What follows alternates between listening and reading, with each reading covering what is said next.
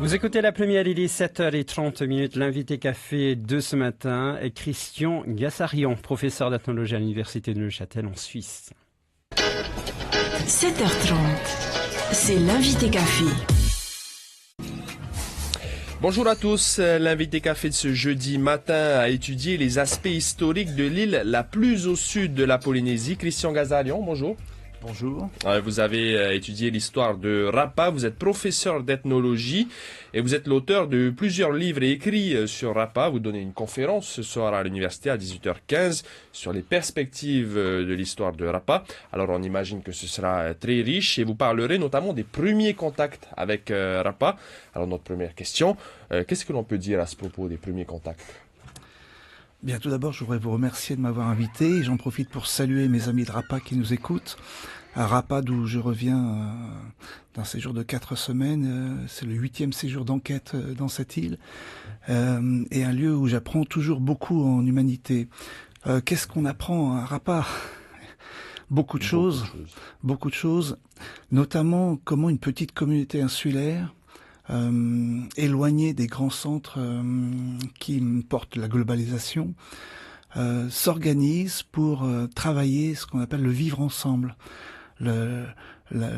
l'engagement dans des activités qui mettent en jeu la collectivité à travers différentes institutions comme le Tomité, Rahui, le comité des pêches, le Toitu, le conseil des sages qui gère le foncier, un comité des pêches qui gère la faune marine, la paroisse qui met en jeu beaucoup d'activités qui concernent une grande partie de la population. Et tout cela participe de la confection, je pourrais dire, d'une unité dans l'île. Donc ce qui m'a beaucoup intéressé dans cette île, c'est ce travail du vivre ensemble dans un esprit de construction d'une cohésion sociale.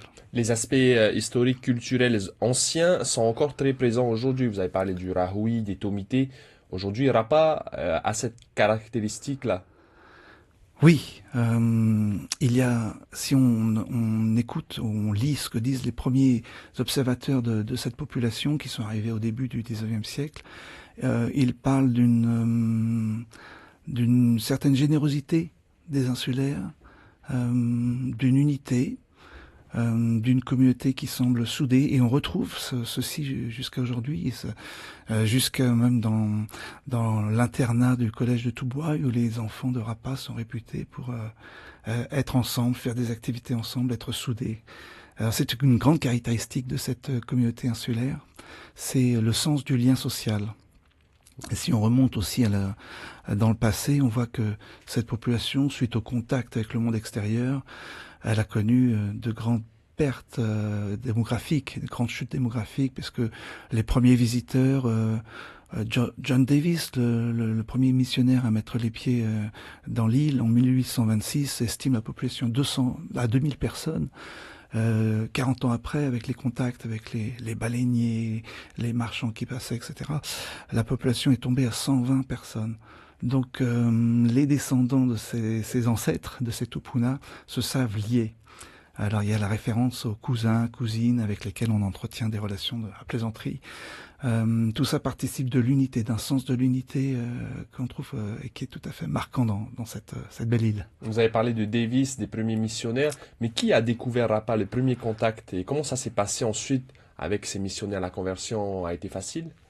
Le premier contact connu, parce qu'il y en a peut-être eu d'autres avant, mais celui dont on retrouve des traces dans les écrits, c'est George Vancouver qui passe à Rapa en 1791, qui reste au large quelques heures. Il voit arriver des pirogues qui s'approchent de son bateau, des hommes uniquement dans ces pirogues.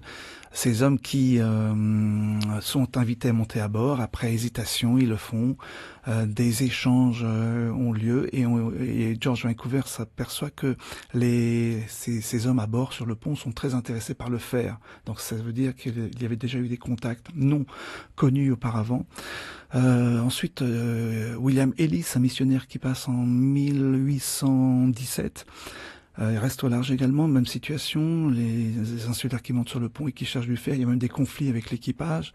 1820, un capitaine russe qui reste à nouveau au large. Et le premier vraiment le premier blanc à descendre à terre, c'est John Davis, ce missionnaire qui avait installé sa mission à Papara et qui vient établir le contact. Il rencontre le fils d'un roi qui était âgé, qui s'appelait Terangao, décédé 2-3 mois avant suite à un autre contact avec les bateaux porteurs d'épidémies. Et ce jeune fils s'appelle Koinikiko, il a 18 ans et se montre très ouvert à l'instauration du christianisme dans l'île.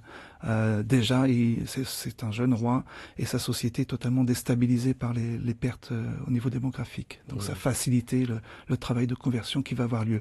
Suite à cela, eh bien, il va y avoir une dizaine de missionnaires de la Société missionnaire de Londres qui va passer à Rapa à partir de donc 1826 jusqu'en gros 1871. Ensuite, ce sont les missionnaires français qui vont passer à Rapa. Vous êtes professeur d'ethnologie, dans ce cadre-là, vous êtes chercheur, donc 8 fois vous êtes allé à Rapa, vous avez rédigé des ouvrages. Comment ça s'est passé ces jours à Rapa? Vous êtes devenu progressivement l'ami, j'ai pu lire, parce que en tant que chercheur, ethnologue, il faut opter pour une position d'observateur. Mais, totalement. Le travail de l'ethnologue, c'est d'être un observateur neutre et bienveillant. Je suis parti avec cette optique, bien sûr, sauf qu'à Rapa, c'est une île où il n'y a pas énormément de visiteurs étrangers, puisqu'il y a une navette par bateau tous les 2 mois. Soit on reste quelques heures, soit on reste 2 mois. Il n'y a pas véritablement de pension de famille. Et donc le visiteur fait l'objet d'un accueil très chaleureux. Et donc très vite, l'enquêteur est devenu un proche. Et si on est, comme on l'attend d'un ethnologue, ouvert, à l'écoute et respectueux des personnes, bien à Rapa, on est très vite accueilli.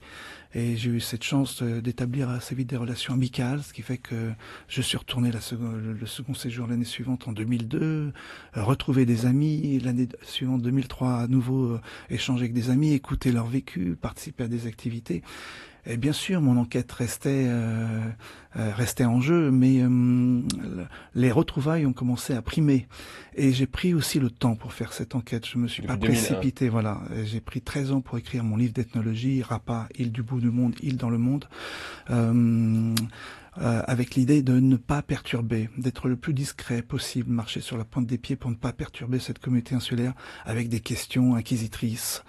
Donc je suis assez content d'avoir pu établir cette qualité des relations humaines et du coup aussi d'avoir pu mener une ethnologie qui cherche à comprendre en profondeur ce qui se joue dans la société. Alors il nous reste très peu de temps. Vous avez pour projet cette année de sortir un livre-album rapidement avec plusieurs photos de scènes de vie à Rapa.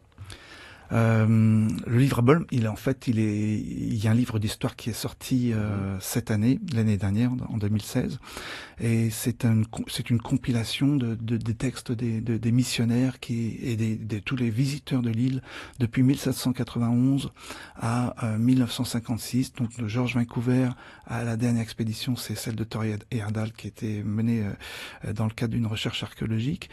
Tous les textes avec de nombreuses photos anciennes de cette île, donc ça s'intitule Rapa, une île du Pacifique dans l'histoire, 1791-1956, et j'ai fait cette tentative de tout compiler, ce qui avait été écrit sur cette île, et c'est tout à fait passionnant ce qu'on peut y découvrir. Une dernière question, Christophe Serra-Mayol, qui est sociologue, a aussi étudié Rapa rapidement. Il a dit que les habitants de Rapa faisaient partie des habitants les plus heureux au monde. Est-ce que vous avez pu observer ça? Je trouve cette formule très simplificatrice. Il ne s'agit pas de dire qu'on est plus heureux au monde, surtout si on vient avec des questionnaires qui sont marqués culturellement et on ne juge pas le bonheur avec avec des questionnaires et des questions-réponses. Mais il est certain que il y a une satisfaction des insulaires à vivre à Rapa et à mener la vie qu'ils y mènent à travers notamment des liens sociaux soignés. Perspective sur l'histoire de Rapa dans le cadre des conférences Savoir pour tous, c'est ce soir, donc à l'Université de Polynésie à partir de 18h15 en amphithéâtre A3. On souhaite qu'il y ait beaucoup de monde, en tout cas on ne doute pas du contenu en tout cas de votre intervention. Merci d'avoir bien voulu répondre à nos questions, Christian Gazarian. Je vous remercie. Bonne journée. Bonne journée à vous. C'était l'invité café, 7h30 du lundi au vendredi.